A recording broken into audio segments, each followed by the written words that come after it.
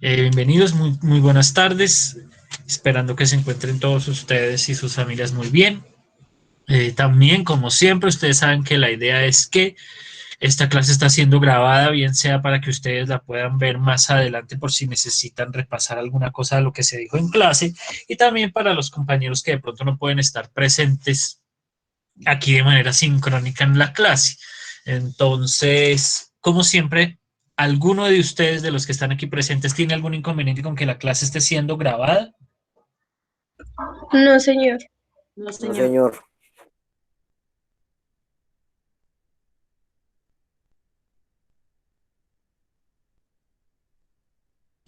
Listo, muchísimas gracias. Entonces, ahora sí, ya podemos comenzar con la clase. Antes de comenzar con el tema del día de hoy en particular, un mensaje de la clase en general. Esta clase del día de hoy, por fecha, si nos guiamos por la fecha de hoy, 18 de marzo, todavía hace parte del primer periodo, porque el periodo se termina el día de mañana, viernes. Entonces, pues por fecha esta clase es del primer periodo. Sin embargo, la tarea pues que les explicaré obviamente como siempre al final de la clase, por la fecha de entrega ya hace parte de segundo periodo, ¿listo? O sea, lo del primer periodo ya se terminó, los trabajos y pues sobre todo lo que les interesa a ustedes, que son las notas de segundo periodo, de primer periodo, perdón, ya se terminaron, ¿listo? Técnicamente entonces esta es la primera clase de segundo periodo, ¿listo?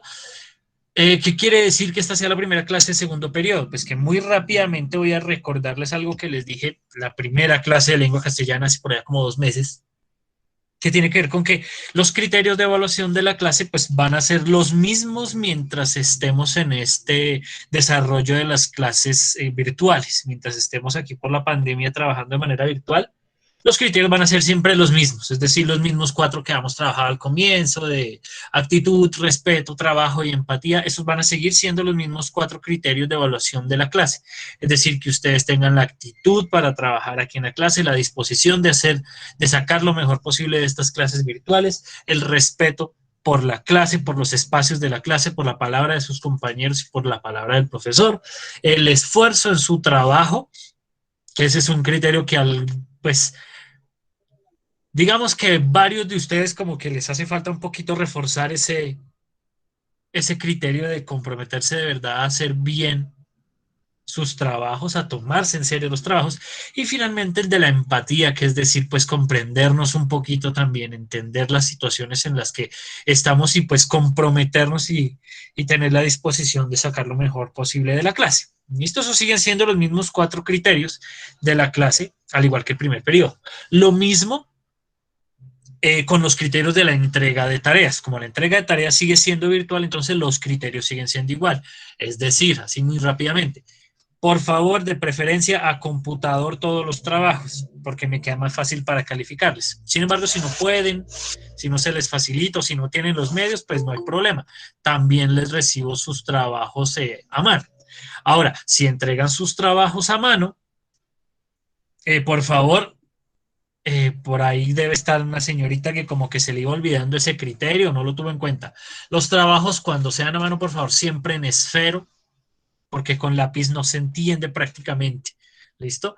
Entonces, sus trabajos con esfero, a menos claro que haya que hacer algún dibujo, obviamente, pero siempre que sea algo de escrito, por favor, con esfero, con las fotos en la orientación correcta, es decir, al derecho, que no me toque a mí pararme patas arriba para leerlo, y que estén en el orden correcto, por favor, para lo mismo, no tener que estar yo bregando para saber cuál es la primera, la segunda o la tercera hoja. Todo esto, ¿por qué? Pues porque, como les había dicho en la primera clase, se los recuerdo el día de hoy, si yo no entiendo el trabajo que me mandan, no lo puedo leer. Y si no lo puedo leer, no lo puedo calificar. ¿Listo? Entonces, ese criterio de entrega es muy importante. En este curso, a ver, yo he hecho cabeza, creo que no, creo que en grado décimo no me pasó. O sí, creo que sí. Ah, sí, sí me pasó por ahí, pero en fin, no interesa. Por favor, mientras estemos en el desarrollo de las clases virtuales, yo jamás los voy a mandar a consultar algo en internet. En la presencialidad ustedes saben que de vez en cuando les pongo la tarea de que consulten algo, pero mientras estemos en clase virtual yo no los voy a poner a que consulten nada en internet, sino que todo es según lo que ustedes crean, según lo que ustedes opinen, ¿sí? O lo que ustedes que creen algún tipo de texto como pasó con la tarea que tenían para el fin de semana pasada, ¿sí? ¿Eso qué quiere decir? Que por favor, cualquier trabajo que yo descubra que ustedes están tomando información de internet configura plagio, lo que ustedes saben perfectamente que significa una nota de 0 en la clase. Entonces, por ahí ya hay un casito que lo siento mucho, ya ese 0 queda ahí porque ese criterio se dijo desde primer periodo y para este segundo periodo que comienza con la clase del día de hoy sigue siendo el mismo. ¿Sí? También por ahí me pasó con dos personajes que creo que no están por ahí, pero pues bueno, si algún día ven la clase sepan que estoy hablando de ustedes.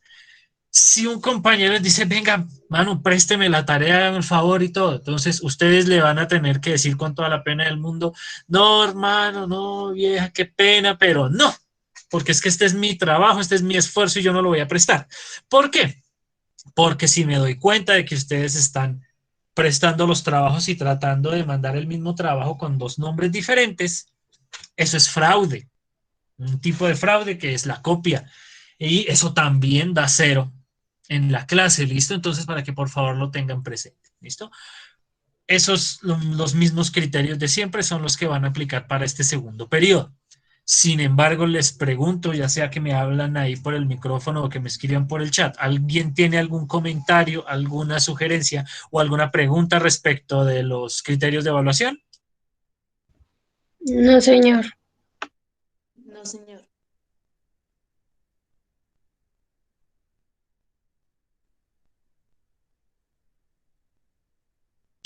Listo, perfecto, muchas gracias. Eso era como la introducción. Ahora sí podemos pasar propiamente dicho al tema de la clase de hoy. Voy a empezar a compartir mi pantalla.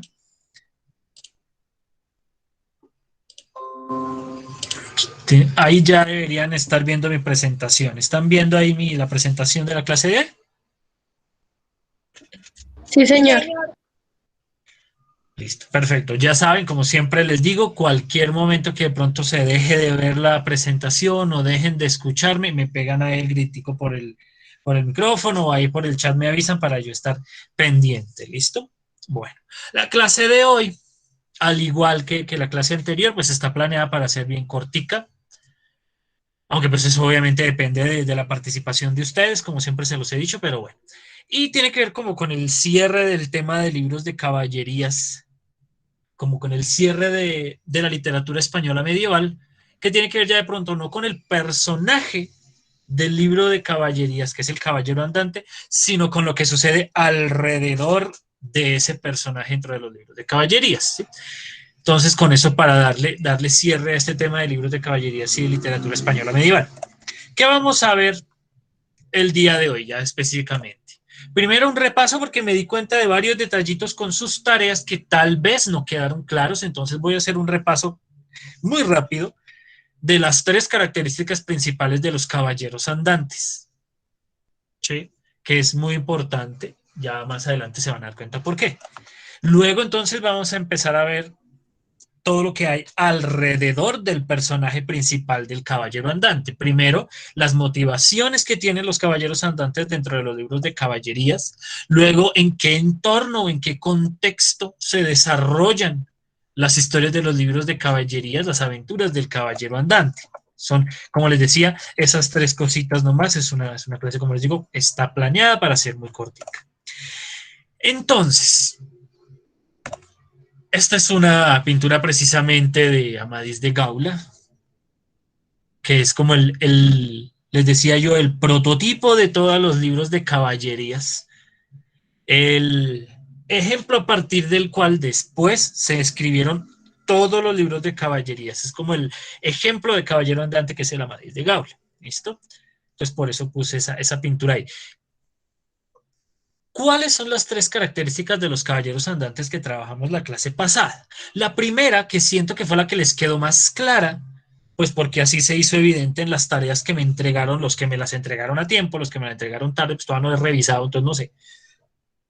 Pero de los que me entregaron a tiempo siento que les quedó muy claro que es la predilección por la violencia o por la fuerza física. Todo lo resuelven los caballeros andantes por medio de las confrontaciones violentas, de las peleas, de los combates, de las justas, a espadazos, a lanzazos, a lo que fuera, todo lo resolvían básicamente por medio de la fuerza, por medio de la violencia. Siento que ese elemento pues quedó bastante claro porque así lo demuestran los textos que entregaron ustedes, que estuvieron muy bien. Hubo unos dos o tres que tengo muy presentes ahorita porque me parecieron supremamente ingeniosos la manera en la que trasladaron el personaje de la España medieval a Ciudad Bolívar del siglo XXI. Me parece que lo hicieron muy bien y pues así les hice el comentario ahí en la plataforma para que vayan y lo miren.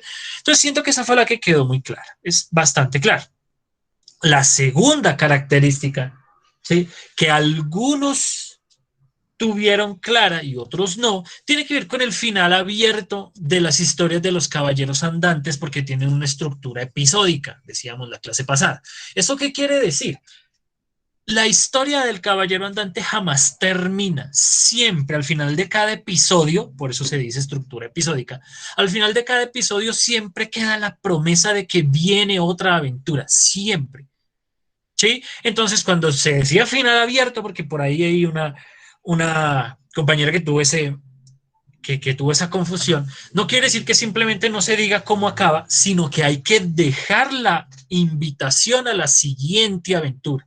No es que simplemente no se le ponga fin y ya, porque pues eso sí es también un final abierto, sí, pero pues es que no son solo finales abiertos, sino que hay que agregarle que el caballero siempre está dispuesto a vivir una aventura adicional, siempre. Entonces, un ejemplo en particular, ahorita no me acuerdo exactamente de quién fue, pero pues ahí les hice el comentario en la plataforma para que vayan y miren. Me puso al final de la historia y así terminó la historia del caballero andante, fin.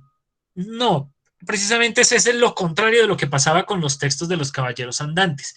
Lo veíamos en el ejemplo de la clase pasada, que al final del cuarto libro de Amadís de Gaula queda abierta el espacio para más aventuras, porque se quedan un montón de caballeros esperando a ver qué noticias llegan de Lisuarte, se llamaba el personaje, qué noticias llegan de Lisuarte y quién necesita ayuda.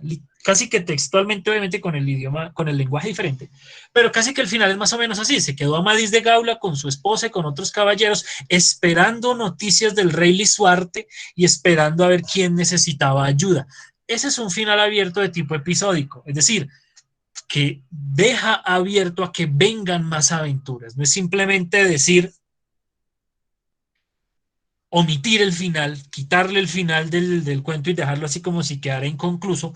No, no es necesariamente que quede inconcluso, sino que el final tiene que dar pie a nuevas aventuras, ¿sí? Algunos de ustedes le pegaron bien a esa característica y se vio muy bien en sus trabajos, otros de pronto no. Entonces, para que lo tengan claro, al final de todos los relatos, de todos los episodios de los libros de caballería, siempre queda un piecito en la siguiente aventura, una promesa de más aventuras. ¿Listo? Un ejemplo muy ingenioso que no trabajamos en clase, pero que por eso me parece ingenioso porque lo utilizaron ustedes, y es que al final del episodio muere un compañero del caballero andante. Entonces, el final del trabajo dice, es que les repito, no me acuerdo ya de quién fue, el final es: ahora voy a vengar tu muerte, voy a buscar a quien te mató y a vengar tu muerte. Buenísimo, buenísimo. Eso es, no lo trabajamos en clase, pero eso es repetidísimo. Eso pasa todo el tiempo en los libros de caballerías. Entonces me pareció muy ingenioso y muy bien. ¿Listo? Entonces esa es la segunda. Entonces vamos a ver que primero la que les quedó más clara, que es que todo lo resuelven con violencia, todo lo resuelven por la fuerza. La segunda, que es de estructura episódica, es decir, que todos los episodios siempre dejan abierto el espacio a más aventuras. Y la última, que siento que no quedó clara, o yo no sé qué pasaría, porque muy pocos, hasta donde revisé, dos o tres únicamente lo incluyeron en su trabajo, y es que el caballero andante siempre descubre en algún momento de su aventura que pertenece a la nobleza. El caballero andante siempre pertenece a la nobleza, siempre es de origen noble, de una familia de poder y de una familia de plata. Muy poquitos, les repito, 2 o 3 incluyeron eso en su tarea únicamente. Y esas 3 características son imprescindibles, hacen parte obligatoria de lo que es un caballero andante. Entonces, siempre, por lo general, el caballero andante arranca normal como un caballero común y corriente y en algún momento de la aventura se entera que es hijo de reyes o que es heredero a un trono o que recibió una herencia de un pariente lejano de algunas tierras y con mucha plata. Sí, siempre se descubre en algún momento de la trama que el caballero hace parte de la nobleza. ¿Listo? Siempre, eso nunca falla.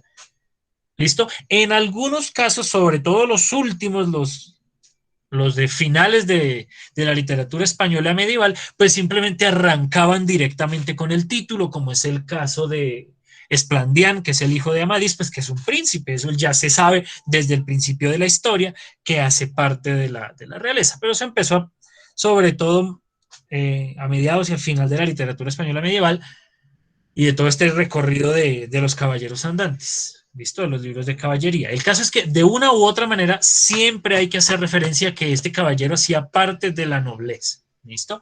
De los 2 o 3 que lo incluyeron, hubo uno en particular que me gustó mucho porque lo adaptó muy bien, por ahí llegó alguien, lo adaptó muy bien a lo adaptó muy bien a la época actual. Y es que dijo, no, en el barrio hay una familia de tal apellido que tienen mucha plata y entonces uno de los miembros de esa familia empezó eso, esa manera de adaptarlo me pareció muy, muy chévere, porque ya no es que necesariamente sea un rey o un príncipe o lo que sea, sino que hace parte de una familia de mucho poder y de mucha plata en la localidad o en el barrio. Me pareció muy ingenioso. Lo adaptaron, él quedó muy bien adaptado ese personaje, ¿listo? Pero entonces, para que lo tengan en cuenta, porque esta característica, les repito, la inmensa mayoría de ustedes no la tuvo en cuenta, ¿listo? Antes de seguir entonces con el tema nuevo, ahora sí, ¿alguna pregunta de estas 3 características o ya quedaron claras? Ya quedaron claras, profe.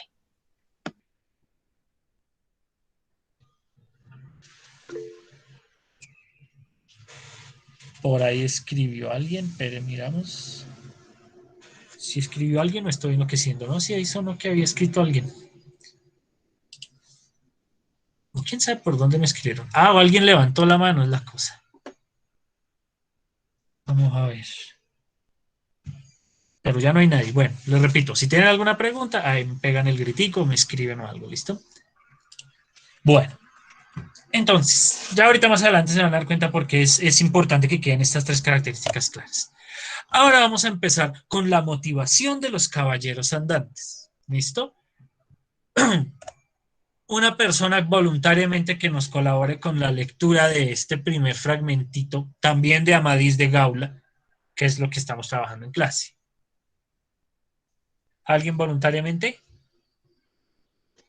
Yo, profe. Dale. Ella se apartó y el caballero quedó amortecido y el doncel del mar descendió el caballero que muchos deseaba saber quién fuese y tornó el caballero en sus brazos y tanto que acordado fue, dijo, oh señor, muerto soy y llevadme donde haya consejo de mi alma. El doncel le dijo, señor caballero, esforzad y decidme si os pudiere qué fortuna es esta que estáis. Gracias, Estefanía. Muy bien. Un poquito de contexto. Esta parte de la novela, como les decía, es al comienzo de la historia de Amadís de Gaula, cuando ni siquiera se llamaba Amadís de Gaula todavía. El nombre que tenía en esta parte de la novela era el Doncel del Mar, porque ustedes se acuerdan, y eso lo leímos en la clase pasada, dónde fue que encontraron a Amadís. ¿Sí? Entonces ese era el nombre que él tenía antes de que se supiera que era hijo de esos reyes por allá, la telenovela, ¿se acuerdan? Entonces todavía no se llamaba Amadís, pero pues es el mismo personaje. ¿Qué pasó? Iban por ahí con los acompañantes y se encontraron una mujer con las manos todas sangrando encima del cuerpo de un hombre moribundo. Entonces se acercan a ese hombre moribundo. Ella se apartó, la mujer que les digo que se encontraron con el hombre moribundo se acercó y entonces Amadís le preguntó, bueno, ¿qué pasó? Y el personaje que estaba ahí le dice, pues que me estoy muriendo, entonces llévenme donde alguien me perdone mis pecados, donde haya consejo de mi alma, alguien que me dé los últimos sacramentos y esas cosas. Y entonces Amai le pregunta, ¿qué pasó? Dice, esforzad y decidme si os plugiere, ¿qué fortuna es esta en que estáis? O sea, ¿qué pasó? ¿Listo? Aquí nos van a contar qué pasó. ¿Quién nos quiere ayudar con ese último pedacito, con ese segundo fragmento voluntariamente?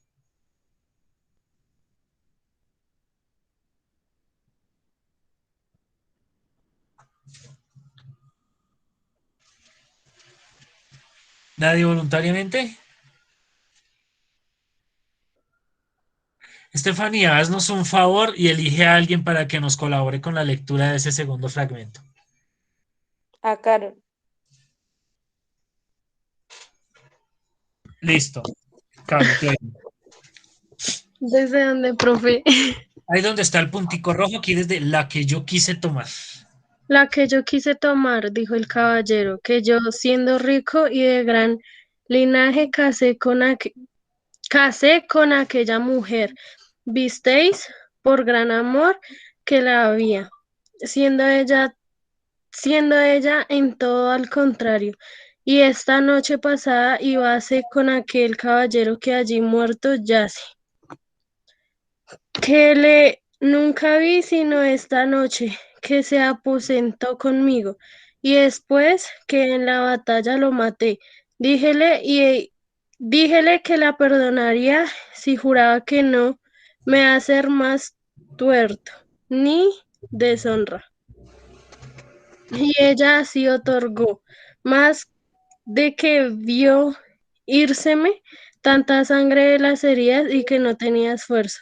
Quísome matar metiéndome en ellas las manos, así que soy muerto y ruegos, y que me lleváis aquí adelante donde mora un ermitaño que curará de mi alma. Muy bien, Carol, muchas gracias. ¿Listo? ¿Qué pasó entonces? ¿Qué fue lo que le pasó al mancito que estaba muriendo ahí? ¿Quién nos quiere aclarar lo que Que la entendí? mujer lo engañaba y que mató al mozo, por decirlo así. Perfecto, así está muy bien dicho. Este mancito que está ahí moribundo estaba casado con una mujer y esta mujer lo estaba engañando. Y entonces, pues como le estaban poniendo los cachos, entonces este mancito en combate mató al amante de su mujer. ¿Listo? Y lo que me parece más triste de la historia, le dice el caballero moribundo, le dice todavía que la perdona si le jura que no lo vuelve a engañar y ella en lugar de decirle que bueno, listo, que no lo vuelve a engañar, intenta matarlo, intenta terminar de matarlo, bendito sea mi Dios, pobre man. En fin, por si les interesa, el man se recupera, no se muere, entonces, por si les interesa, ¿no? Porque imagínense qué desgracia, lo engañan y fuera de eso la esposa Para intenta que se matar. vengue, Dime. para que se vengue. Una cosa así porque qué vergüenza, imagínense. Pero en fin, en este fragmento se ven las dos motivaciones de los caballeros andantes. ¿Listo? Son dos principales. Hay pues unas que otras de pronto por el respeto al rey, otra en el caso, por ejemplo, de el Cid Campeador, él pelea por recuperar su buen nombre y recuperar su reputación. Entonces hay otros ejemplos más pequeñitos, pero principalmente son dos. El primero de ellos, ¿cuál será? Si bueno, ustedes no se van a ir a matar a cualquiera, yo sé porque ustedes no son unas personas violentas, ni muchísimo menos. Pero ¿cuál es la razón principal por las cuales uno se emberraca cuando lo engaña? ¿Por la traición? Exacto, hay una traición. ¿Y qué es lo que se siente traicionada? ¿La confianza? La confianza, muy bien, eso hace parte, sí, pero hay una palabrita clave que es muy especial en la época medieval, que hoy en día de pronto ya no se usa tanto, pero que en la época medieval era muy importante.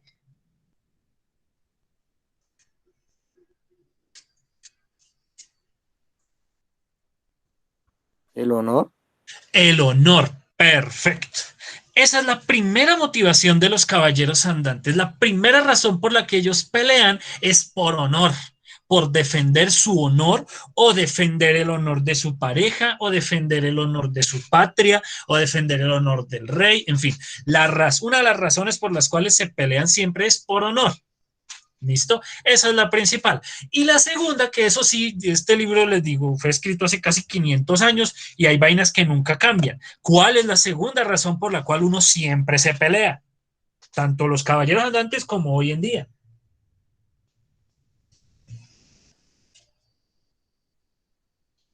Por el amor, para otras parejas. Por amor. Muy bien. Esas son las dos principales motivaciones de los caballeros andantes. Ellos pelean por honor o por amor. ¿Sí? El caso particular, ahorita voy a entrar en detalle, pero el caso particular de Amadís, él en gran parte de la novela está peleando para convencer a Oriana de que él es digno de casarse con ella y bueno, a Oriana y al padre de Oriana también. Entonces él pelea para ganarse el amor de Oriana, en el caso particular de Amadís. En general, siempre es así, siempre. Los combates que se realizan o son por defender el honor o son para conseguir el amor de una doncella. Siempre son esas dos motivaciones. Entonces me pasaba, les repito, me perdonen que no me acuerdo exactamente de quién fue, pero uno de ustedes, o creo que uno o dos de ustedes, en el ejemplo, en el trabajo que entregaron, ponían que los caballeros andantes iban cascándole a todo mundo y matando a todo mundo porque sí, o porque eran mala clase, porque eran mala leche, porque eran malas personas. Ojo, pues en su momento obviamente no les bajé la nota por eso, pues porque no habíamos visto esta explicación. Pero para el trabajo que vienen, ya saben que los caballeros andantes no son violentos porque sí, o porque sean malas personas o porque les guste andar matando gente. Bueno, yo creo que sí les gustaba, pero no lo hacían por eso de dientes para afuera. Ellos peleaban y resolvían todo con la fuerza física y con la violencia, era para acrecentar su honor o su honra, era la palabra que también se utilizaba, o por amor. Entonces, para que lo tengan claro con sus personajes de caballeros andantes, no es que sean violentos como los violentos de hoy en día, que parece que son violentos por puro gusto, sino que eran violentos para defender el honor o para conseguir el amor de alguien. ¿Listo? ¿Claras las motivaciones de los caballeros andantes? Sí, señor. Listo, yo reviso el chat por aquí por si alguna cosa. No, listo, perfecto.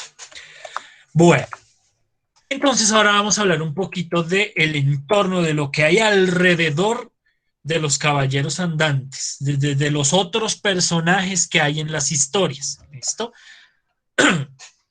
¿Quién nos quiere hacer el favor voluntariamente de leer este fragmentico? Yo, profe. Laura, ¿cierto? Señor, Dale. Amadís lleva a su señora por la rienda y ella le iba diciendo cuán espantada iba de aquellos caballeros muertos que no podía en sí tornar más. Él le dijo, muy buena, muy más espantosa y cruel es aquella muerte que yo por vos padezco. Y señora, doleos de mí y acordaos de lo que me tenéis comprometido, que si hasta aquí me sostuve, no es por no es por sino creyendo que no era más que vuestra mano, sí, ni poder de, de, de, de me dar más de lo que me daba, más y de aquí adelante viendo. Señora, en tan libertad no me acorrieseis, ya no me bastaría ninguna cosa que la vida sostener me pudiese. Antes sería fenecida con la más rabiosa desesperanza que nunca persona murió. Oriana le dijo, por buena fe, amigo, nunca si yo puedo, por mi causa vos seréis en ese peligro. Yo haré lo que queréis y vos hace como aunque aquí hierro y pecado parezca, parezca no lo sea ante Dios. Perfecto. Muy bien, Laura, gracias. Ay, me mata de risa. Esta es la característica que más risa me causa de los caballeros andantes. Los pongo un poquito en contexto. A Oriana la habían secuestrado un montón de caballeros y entonces, obviamente, lo acabamos de ver, por amor, Amadís, que como ven, ya se llamaba Amadís, esto ya es después de que se supiera que era hijo de los reyes. Entonces Amadís va y la rescata, eso hay una pelea y una muerte, son la más horrible, ¿no? Entonces, eso es lo que está pasando ahí. Amadís llevaba a su señora por la rienda, es decir, la subió en su caballo, que se llamaba Babieca, el caballo. Y entonces se lleva diciendo que, ay, qué horror, cuántos caballeros, cuánta gente muerta hay. Y entonces viene una parte que es muy bien, está muy bien escrito porque no es para nada vulgar, pero el tema es bien gracioso. ¿Listo? Entonces Oriana le dice, van ahí, ya se acabó la pelea y Oriana va en el caballo y Amadís va llevando el caballo de la rienda. ¿Y qué le dice? Y ella dice que qué horror. ¿Qué le dice a Amadís? Todo este pedacito de aquí de la mitad, ¿qué quiere decir Amadís? ¿Qué creen o qué entienden de ese fragmento?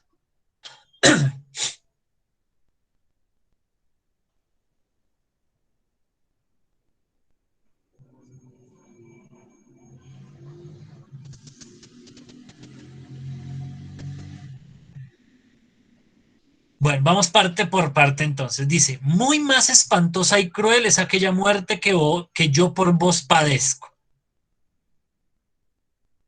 ¿Está feliz Amadís?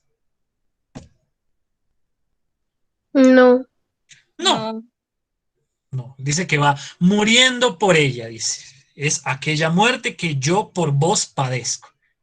Entonces, más espantoso que ver todos esos, o sea, que la muerte de esos caballeros es la muerte que él está padeciendo por Oriana. Bien, ojo con el fragmento que sigue. Y señora, doleos de mí, o sea, compadécete de mí, y acuérdate de lo que me tenéis prometido, que si hasta aquí me sostuve, no es por al, es decir, no es porque sí, sino creyendo que no era más en vuestra mano. ¿Qué está diciendo ahí Amadís en ese pedacito? Compadécete de mí y qué.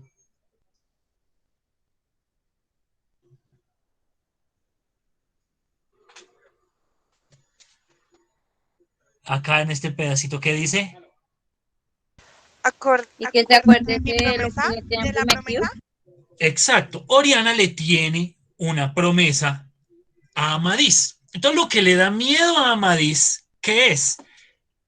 Que no era más en vuestra mano, es decir, pues claro, él de pensar en que se habían llevado a Oriana por allá, que la habían secuestrado, él se preocupó de que ella no podría pagarle esa promesa que le tenía hecha, ¿sí? Ni poder de me dar más de lo que me daba, o sea, creyendo que no era más en vuestra mano, ni poder de me dar más de lo que me daba. ¿Qué será lo que le daba Oriana a Amadís que le tenía prometido?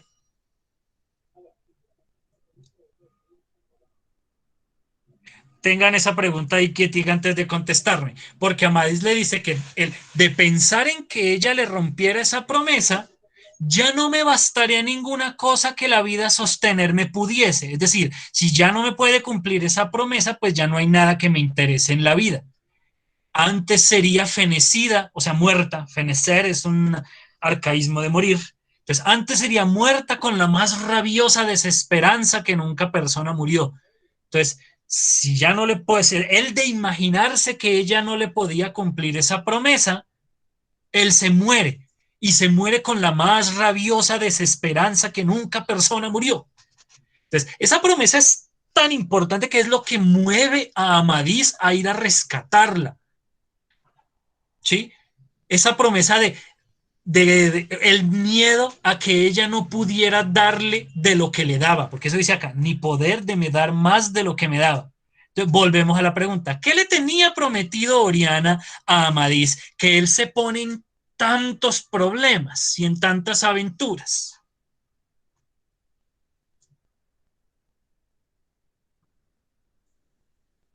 ¿qué se les pasa por la cabeza? ¿Qué clase de promesa puede haberle hecho Oriana a Amadís para que él diga que donde ella se vaya y lo abandone y ya no le dé más de lo que le daba, él se muere y no se muere común y corriente, sino con la más rabiosa desesperanza que nunca persona murió? ¿A qué le suena? ¿Amor? Dime. ¿Amor?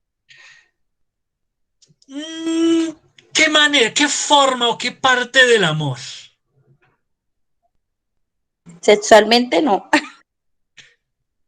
Uno está acostumbrado a que no, porque uno dice, ay, no, por Dios, qué vergüenza. Y uno por lo general se imagina que esta época medieval era estrechamente relacionada con la religiosidad y con la castidad y el pudor y todo esto. A Y la moral. casarse, que se iban a casar, Señor, que se iban a casar. no, señor. Es todo lo contrario. Por eso me causa tanta gracia porque está dicho de una manera muy elegante, pero a Amadís le da miedo de que ella no le pueda dar más de lo que le daba. O sea, sí, lo que decía Laura ahorita hace un momento. Sí Ah, están es que hablando le da la precisamente virginidad. de eso. Señor, Que, o sea, en pocas palabras, que le da la virginidad, o sea, lo pulcro de ella. exacto. Decía yo alguna vez hablando de este tema, no sé si fue el año pasado o el antepasado, la dichosa pruebita de amor. Entonces es muy gracioso porque hay cosas que nunca cambian, ¿verdad? Esto hace más de 400 años y Amadís todavía le está diciendo todo este carretazo que le votó, porque todo este discurso que le vota en este párrafo, por miedo a que no se lo dé otra vez. Ojo, y es porque es que ni siquiera es tanto la virginidad como decía Enaí ahorita, sino porque es que no es poderme dar más de lo que me daba. Es decir, ¿Cómo así, volver. profe? Si no te lo da, se muere. Exacto. Eso es básicamente lo que le está diciendo Amadís, es eso. Que donde usted se vaya con otro o donde usted se muera, yo me muero porque usted ya no me lo puede dar más. ¡Qué cosa! Me parece graciosísima esa Básicamente lo que dicen característica. todos ahorita. Por eso digo, hay cosas que nunca cambian, 400 años y la carreta que echan algunas personas sigue siendo por las mismas razones. Entonces es muy chistoso, porque él está diciendo eso, yo me muero si usted ya no me lo da. Y no es porque, no es me muero si no me lo da por primera vez. No, eso es lo más chistoso. Le dice no poderme dar más de lo que me daba. Más. O sea, no es que se lo vaya a dar por primera vez, sino que se lo vaya a dar otra vez. Es muy Le gracioso lo que gustaba le... bastantico. Exacto, que Quería quiere todos más. los días. Exacto, eso es lo que él está esperando. Pero Oriana es todavía más graciosa y es una muestra todavía más de que las cosas nunca cambian. Porque Oriana le dice, por buena fe, amigo, nunca, si yo puedo, por mi causa vos seréis en ese peligro. Es decir, ella le dice, calmao, todo bien que por mi buena fe a usted nunca le va a faltar, siempre y cuando vos haced como, aunque aquí hierro y pecado parezca, no lo sea ante Dios. ¿Cuál es la condición que le pone Oriana para, para seguirle dando de lo que le daba? ¿Cómo hace uno para que algo que parezca hierro, o sea, error, para que algo que parezca un error y que parezca un pecado, no sea un error ni un pecado ante Dios? Que se casen, ¿no? Ahí sí que se... Exacto. Ahora sí es matrimonio. Oriana le dice, yo no me voy a ir con ningún otro y mientras yo pueda, porque eso dice, nunca si yo puedo, va a romper esa promesa. Pero a usted le toca, vos hacer como, aunque aquí hierro y pecado parezca, no lo sea ante Dios. O sea, yo no me voy a ir con otro y todo, y pues siempre y cuando no me vuelvan a robar y a secuestrar, yo no tengo ningún problema en seguirle dando de lo que le daba. Pero usted tiene que casarse conmigo primero. Hay cosas que nunca cambian. Es buenísimo. Sobre todo, y por eso digo que esta es la característica que más me gusta de los caballeros andantes, porque desafía la idea del caballero medieval que nosotros tenemos tradicionalmente. ¿Sí? Nosotros tradicionalmente tenemos la idea de que los caballeros andantes, por eso puse esta pintura de Romeo y Julieta aquí, pues que no es medieval ni es español, pero pues es esa misma idea de amor. ¿Cómo es ese amor que nosotros tenemos en nuestra cabeza que es el amor medieval. ¿Cómo es ese amor supuestamente? ¿O cómo es el amor de esos caballeros?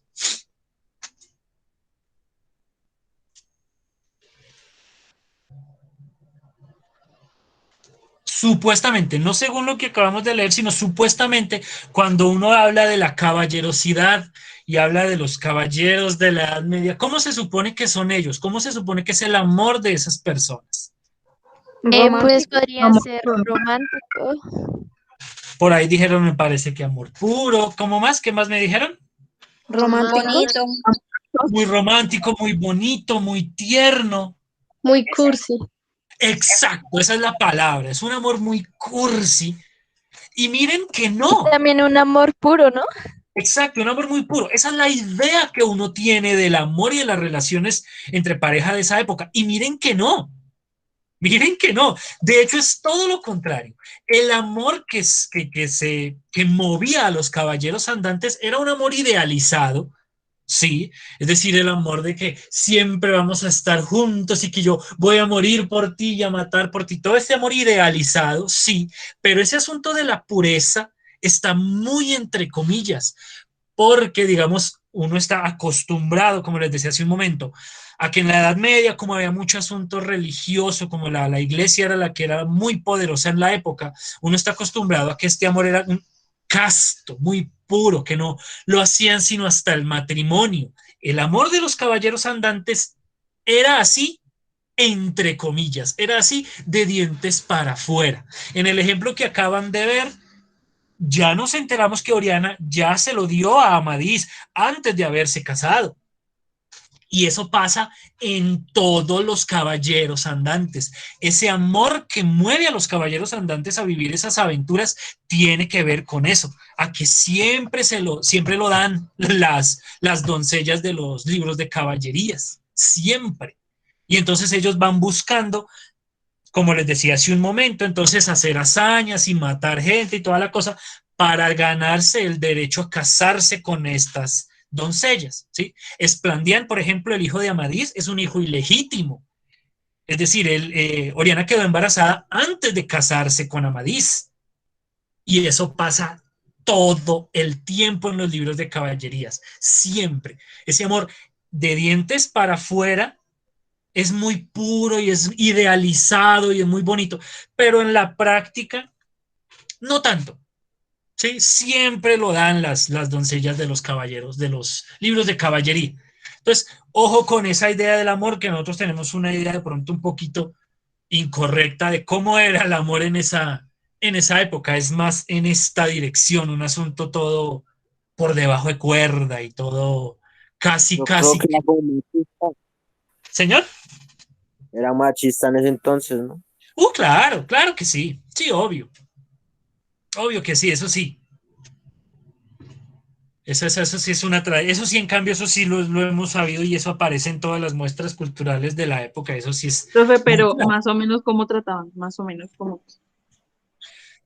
Ya estamos pasando un poquito más a la historia que a la literatura, pero pues es que tenemos varias nociones de amor en la época. La primera, que es un amor cortesano, es decir, el amor que tenía la gente que tenía plata, la gente que tenía poder y toda esta cosa, que ahí estaba un poquito más cercano a la idea que nosotros tenemos de amor en la época medieval.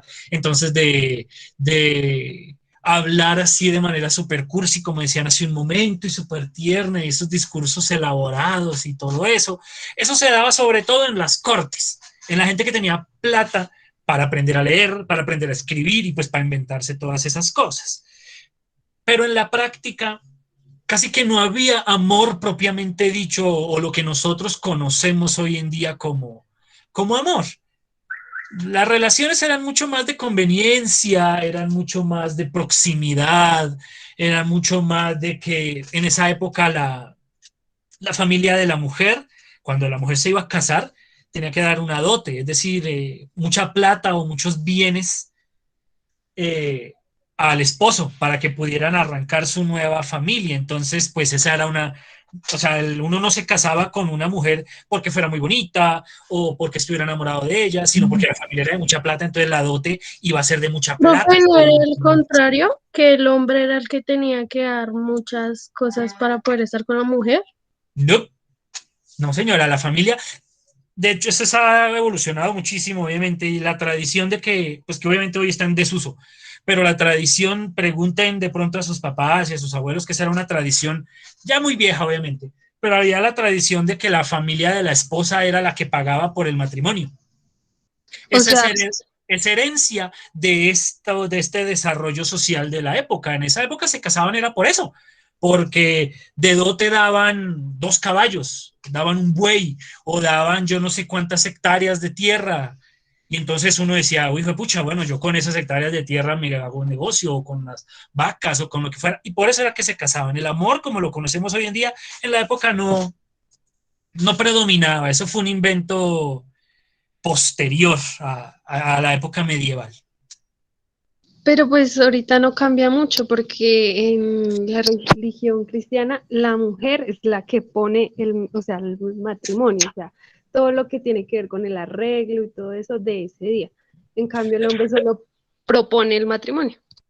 Por ejemplo, hay cosas que nunca cambian, en particular estas que tienen que ver con la religión, porque pues los ritos religiosos por lo general son muy sólidos, es muy difícil que cambien los ritos. ¿Listo? Pero como les decía hace un momento, esto ya va un poquito más hacia la historia, es decir, hacia hechos históricos y menos hacia la literatura, que es la que nos acoge aquí en la clase. Entonces, regresemos un poquito. Entonces, resumen de estas 2 características. Los caballeros andantes siempre pelean por honor y por amor. Y ese amor por el que pelean es idealizado, es decir, parece ideal, parece perfecto, pero esa pureza tiene matices, es decir, no es 100% pura.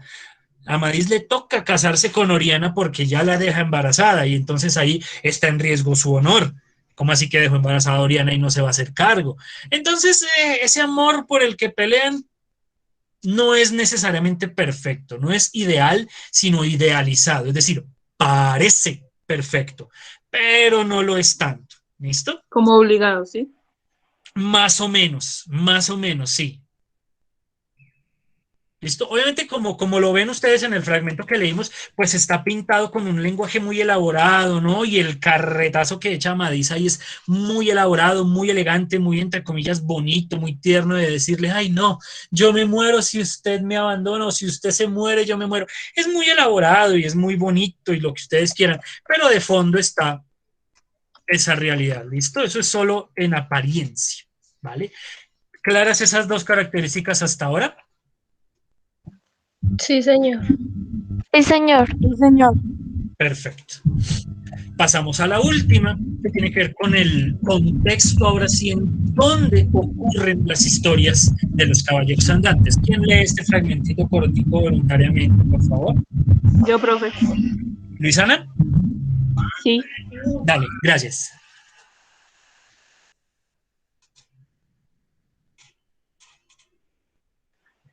Hijo, dijo él, algunas veces me oísteis decir como Albadán, el gigante, mató a traición a mi padre y le tomó la peña de Galtares, que debe ser mía. Demandós que me deis derecho de él, que otro ninguno como vos me lo puede dar. Y acordaos de la crianza que en vos hice, y como ponía yo mi cuerpo a la muerte por vuestro amor. Ese don, dijo Galaor, no es de pedirle vos a mí, antes le demando yo a vos que me otorguéis esa batalla, pues tanto os cumple, y si de ella vivo, deliere todas las otras cosas que más vuestra honra y aprovecho sea hasta que la vida pague aquella gran deuda que vos es. Yo estoy aparejado de hacer y luego vamos para allá. Luego vamos allá, una expresión muy española esa de vamos allá. En fin, muchas gracias, Luisana, muy bien. Contexto. este es otro caballero, también aparece en el libro de Amadís, pero pues es otro caballero que es Don Galaor, que también, como siempre, para que vean que eso siempre se repite, ¿no? Él fue, él era huérfano y lo crió un gigante. Entonces él fue criado por otra persona. Esa otra persona que lo está criando le está diciendo, le está pidiendo permiso al caballero Galaor para ir a recuperar la peña de Galtares, que está aquí en esta parte de acá, que Albadán el gigante mató al papá de esta persona. Entonces él le dice, don Galaor, venga, voy a ir a matar a Albadán el gigante por venganza de mi padre, pues para recuperar la peña de Galtares, que debe ser mía, dice ahí. Y Galaor, el caballero, le dice, no, no, no, ¿cómo se le ocurre? Yo a usted le debo mucho porque usted fue el que me crió cuando yo era huérfano. Entonces, por vuestra honra y provecho, si ven, siempre cuando se pelean es por el honor o por la honra, que es básicamente lo mismo. O pues en este momento podemos decir que son equivalentes. Entonces, por vuestra honra, yo voy a ir a matar a ese gigante. ¿Listo? Eso es básicamente lo que pasa ahí. Les voy a hacer una pregunta a ustedes que son muy inteligentes y que saben hartísimo de geografía universal. ¿En qué parte del mundo queda la dichosa Peña de Galtares? ¿O en dónde creen que queda la Peña de Galtares?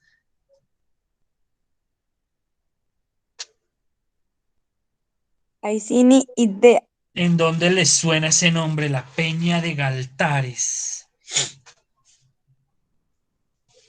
Egipto, Como en Egipto, Roma, como en Roma, África, como en África. En Les doy una Europa, pista. Les doy una pista. Queda cerca de este mapita que está acá, que es de la Tierra Media. Queda cerca de un reino que ustedes tal vez conocen que se llamaba Narnia, por ejemplo. ¿Dónde queda todo eso? en Asia, No,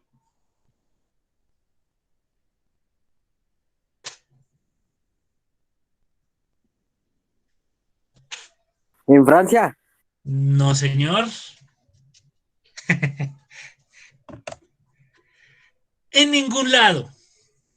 La Peña de Galtares, al igual que la Tierra Media, al igual que Narnia, hace parte de una geografía fantástica. Es decir, no quedan en ningún lado porque son sitios inventados. Para que no me conocieran, ustedes saben que la mitad de mis preguntas vienen con trampa. En ningún lado queda la Peña de Galtares. Es un lugar fantástico, ¿sí? Todas las aventuras de los caballeros andantes están inspiradas en lugares reales o pueden estar inspiradas en lugares reales, pero concretamente hablando, ocurren en una geografía fantástica, es decir, en sitios que no existen. Esa Peña de Galtares no existe, es un lugar inventado por el autor, al igual que la Tierra Media, al igual que Narnia, no existen, fueron inventados por alguien. ¿Listo? Y a veces cuando se habla de lugares reales, porque también en ocasiones se habla de lugares reales, la geografía no cuadra. ¿Okay? Entonces hablan de que, bueno, salió en la mañana de, qué sé yo, de la ciudad de Córdoba, que quedaba allá en España, y en la noche llegó a Castilla. Y uno va y mira el mapa y dice, pero ¿cómo se le ocurre? Es un recorrido de Córdoba a Castilla, se demora al menos 7 días. ¿Sí? Eso también hace parte de la geografía fantástica. Es decir, cuando uno va caminando esas extensiones de la geografía real no aplican en los caballeros andantes. Si se puede decir perfectamente que él recorrió desde, qué sé yo, desde Andalucía hasta Egipto en una semana, que es pura carreta. Ese recorrido a pie o a caballo es larguísimo. Es imposible, físicamente imposible hacer ese recorrido en tan poquito tiempo. En los libros de caballería no importa, porque es geografía fantástica.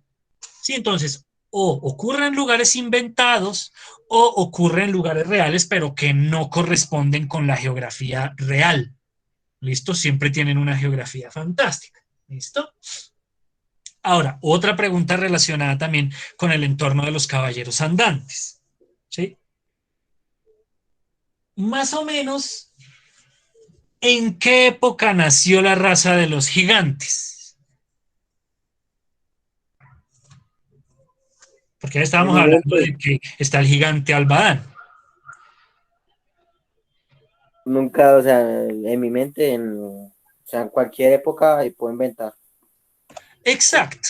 Así como la geografía, los libros de caballería están repletos de personajes fantásticos. Los gigantes propiamente dichos no existen. ¿Sí? Existe, bueno, gente con condiciones médicas y cosas así por el estilo, pero los gigantes tal cual como aparecen en las narraciones de los libros de caballería no existen, son personajes fantásticos, ¿sí? Los libros de caballería están poblados y poblados de personajes fantásticos, están llenitos, siempre, siempre hay un villano en los libros de caballería que es un mago o un hechicero o un demonio o un genio. Piensen, por ejemplo, en el video que vieron de Valdemar y el hechicero. El villano es un hechicero que tenía poderes y toda la cosa, tenía de mascota un dragón. ¿Sí ven? Por eso elegí ese video, porque ahí se ven claritas todas estas características. Ginebra cuadra casi que perfectico casi que perfectico en la descripción de la doncella en apuros, pero en fin, a lo que voy es que siempre está poblado de eso. Y no solo los villanos, por lo general, los caballeros andantes siempre tienen ayuda de un ser fantástico, de un ser sobrenatural. A Amadís lo ayudaba una bruja, hoy tenía el nombre de esta vieja en la punta de la lengua. Empieza por G y justo se me olvidó. Ay, hombre. Para harto preparo clases, Macy's. se me olvidan las vainas cuando siempre las necesito decir. Para harto preparo clase. Urganda, ya me acordé, no empezaba por G, pero tenía una G. Urganda la desconocida, se llama la bruja que ayuda a Amadís. Sí, siempre tienen villanos que son criaturas fantásticas y también tienen criaturas fantásticas, personajes sobrehumanos que les ayudan. Entonces está Urganda la desconocida en el caso de Amadís, que ella es la que lo ayuda. El malo, hasta donde me acuerdo, aunque creo que estoy mezclando personajes con Don Quijote, pero hasta donde me acuerdo, uno de los villanos es el sabio Frestón. Creo que así es que se nos, creo que ahí sí ya, esa parte sí no me acuerdo, no la preparé. Creo que se me están mezclando los personajes con Don Quijote, pero siempre, siempre, siempre hay personajes así. ¿Listo? Y hay muchos elementos fantásticos en la historia de los caballeros andantes. ¿Sí? El Babieca, por ejemplo, el caballo de del Cid, era también de tipo fantástico, tenía capacidades superiores a las de los caballos y cosas así por el estilo. Siempre, siempre, siempre hay personajes fantásticos en la vida de los caballeros andantes, así como vimos en el video de Valdemar y el hechicero. Y como vemos ahorita en el fragmento, ahorita que hablan de Albadán el gigante. ¿Listo? ¿Claros estos dos elementos de la geografía fantástica y de los personajes fantásticos? Sí, señor. Sí, señor. Listo. Perfecto. Muy bien. Muchas gracias. Tenemos ahora por último un detallito que ya no es tanto de la historia de los caballeros andantes, sino es un poquito metatextual. Es decir, no es de la historia de los caballeros andantes, sino del libro en el que está la historia del caballero andante. La voy a leer rápidamente porque les dije, la idea era que la clase fuera de menos de una hora y ya vamos a llegar a la hora. Dice: trasladando y enmendando el libro cuarto con las cergas de Esplandián, su hijo, que hasta aquí no es memoria de ninguno ser visto, que por gran dicha apareció en una tumba de piedra que debajo de la tierra, en una ermita, cerca de Constantinopla, fue hallada y traído por un húngaro, mercader a estas partes de España, en la letra y pergamino tan antiguo que con mucho trabajo se pudo leer por aquellos que la lengua sabían. Ojo con la pregunta.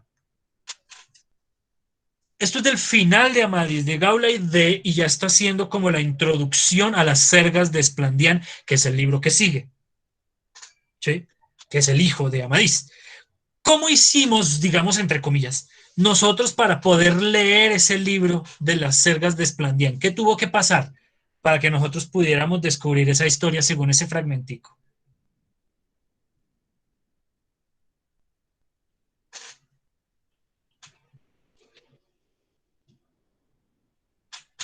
O bueno, les cambio la pregunta. Este libro cuarto de las cergas de Esplandián, ¿dónde lo encontraron? Que eso sí está literalmente dicho.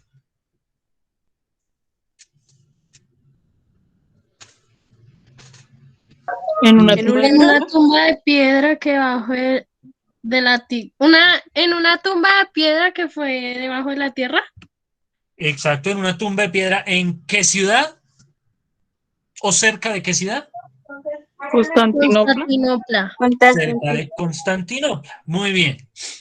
Ahora sí, después de eso, ¿qué pasa? El autor dice que tocó hacer algo con ese texto para poderlo leer nosotros.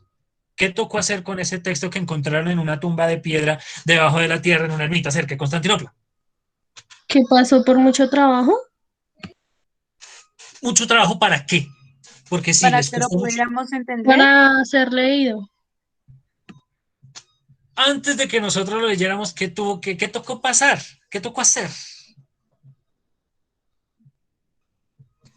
¿Traducirlo? ¿Traducirlo? Muy bien, gracias. Traducirlo.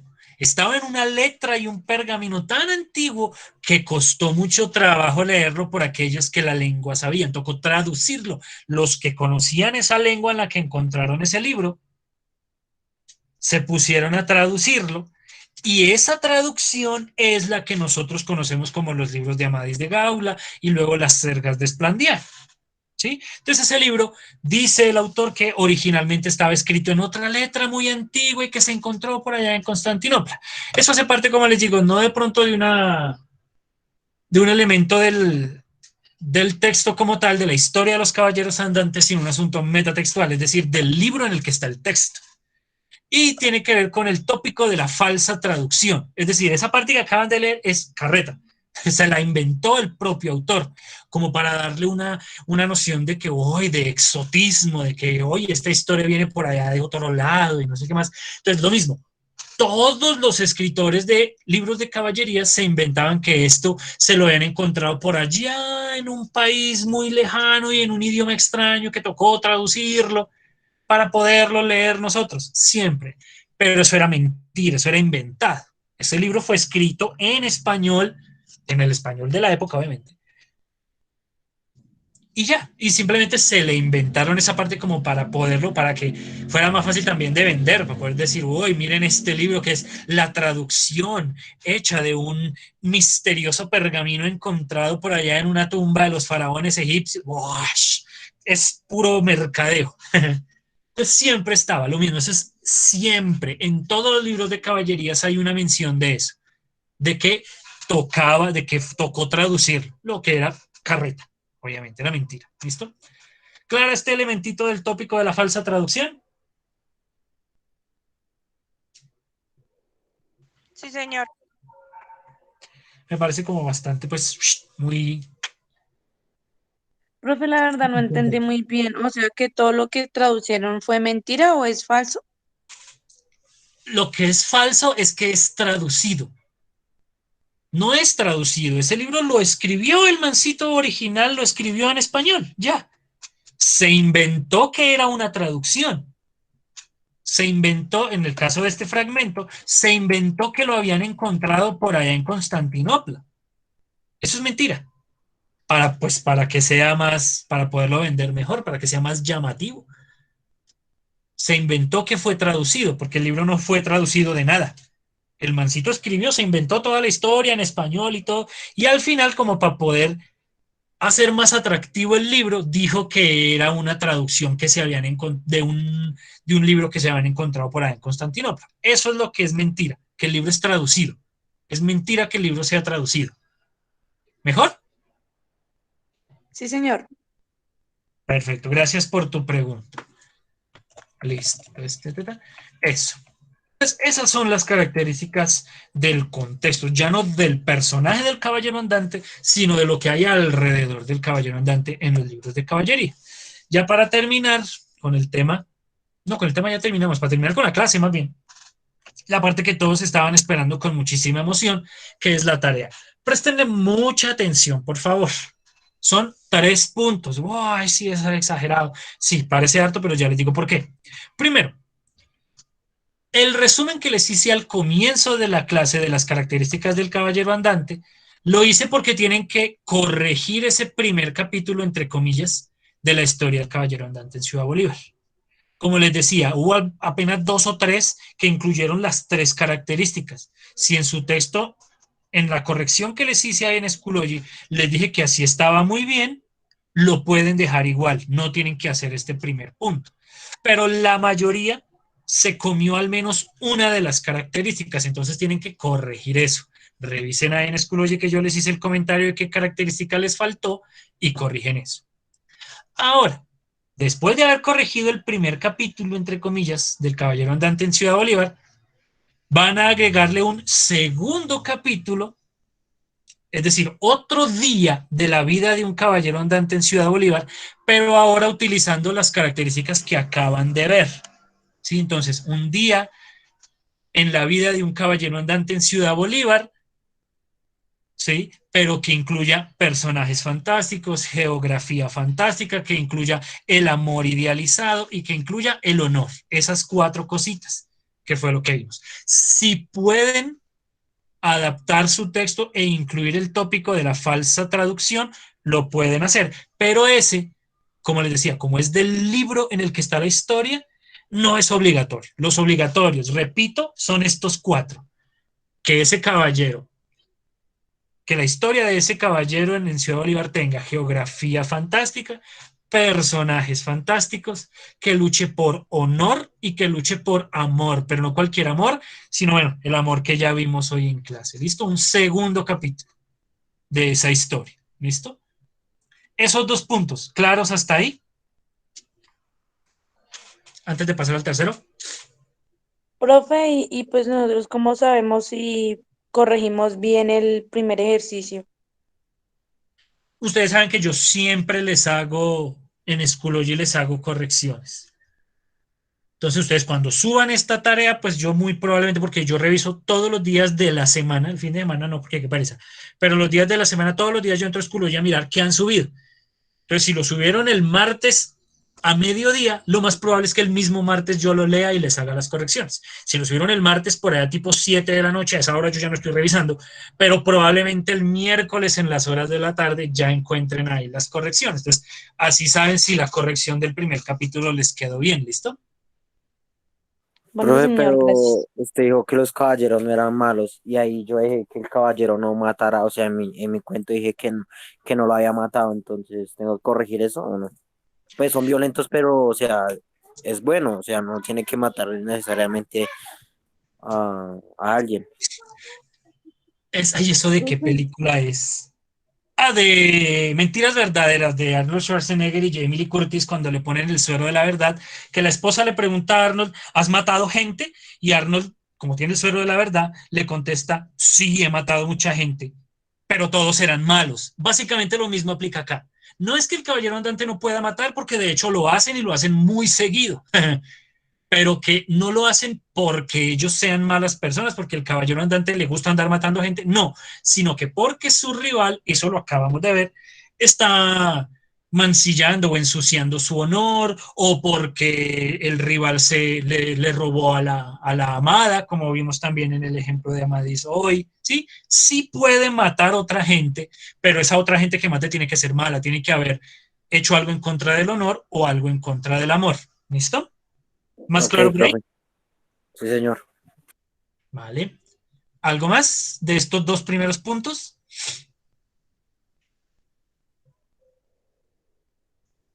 ¿No? No, señor. Yo reviso el chat No, por si señor. algo, ¿no? ¿Nadie? Listo. Esos 2, listo. El tercero ya tiene que ver con el tema que vamos a empezar a trabajar. Como les dije al comienzo de la clase, ya hoy cerramos con el tema de literatura española medieval. Vamos a pasar a la poesía española del siglo de oro. Esto que es muy buena, es un tema buenísimo. Es un tema muy, a mí personalmente me parece muy bueno, que ustedes saben que a mí todo lo que yo hago en clase me divierte mucho. No sé ustedes qué tanto, pero yo me divierto mucho. En fin, y para eso entonces necesito que me hagan el favor y realicen un ejercicio de lectura. Ahorita cuando salga de la presentación les voy a poner un link en Schoology, que es una página de poemas de Lope de Vega, que es un escritor y poeta y dramaturgo español del siglo de oro, probablemente de los más prolíficos y de los más populares de la época. Y hay una, ya se van a dar cuenta, hay un hijo de madre montón de poemas en esa página, en ese link. Tienen que escoger 3 poemas. Todos son corticos porque, o la inmensa mayoría son corticos porque son sonetos. Entonces son muy corticos.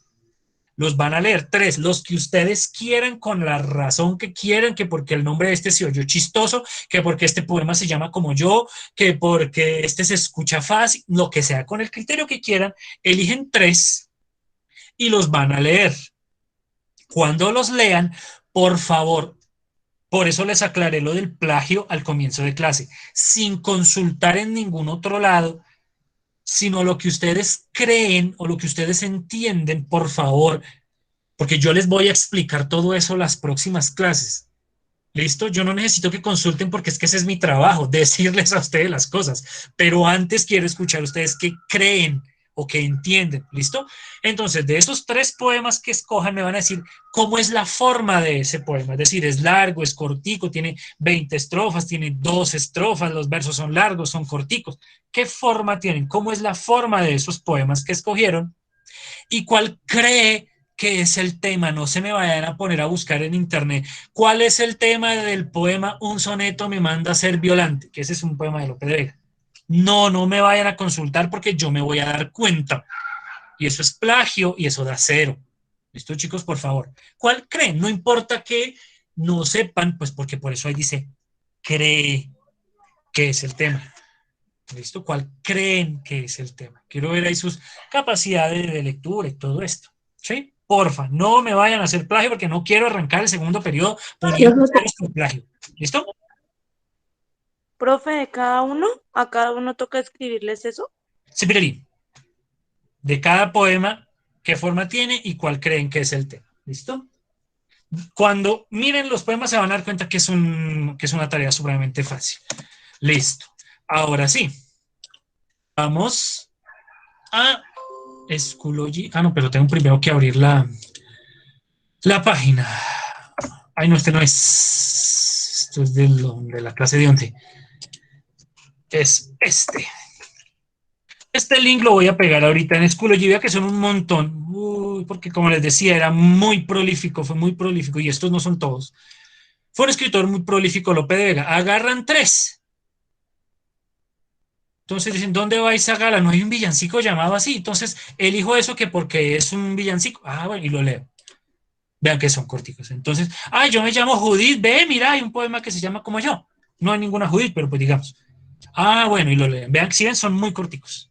Y entonces, y otro, a ver, ¿qué? ¿Quién es aquel caballero? Venga, que estamos hablando de caballero. Entonces, ¿qué será esto? Y ahí está. Uy, pucha, este sí está largo, preciso. Bueno, ya saben que este de pronto no, porque está largo. Bueno, igual ustedes eligen los poemas que les dé la gana. Lo leen. ¿Qué forma tienen? Y de qué tema creen que trata. ¿Listo? Este link yo lo voy a poner para que no me digan, ay, es esta página, no encuentro la página, yo la voy a poner ahí. ¿Listo?